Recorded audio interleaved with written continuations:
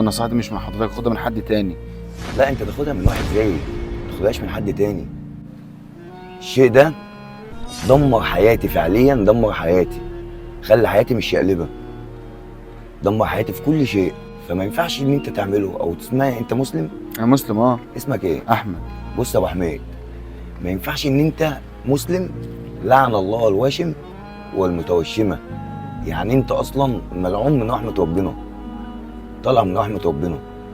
عارف يعني ايه معنى الكلمه؟ اه. طب ما انت لو حضرتك عارف ان لعن الله الوشم، انت ليه؟ طب انت ليه عملته؟ انا عارف ان انا غلطت وغلطان، وانا اللي بقول لك وبعترف لك اهو. انا كنت قاعد في شرم، ولما نزلت من شرم كنت انا فاقد كل شيء في عقلي، فما ينفعش ان انا كنت اعمله. كنت ناسي الدنيا، مش عارف ان هقابل ربنا، مش عارف ان انا هيجي عليا وقت وهصلي. يعني حتى ما عملتش حتى رسم اكتب ام ابويا اي حاجه خالص كده؟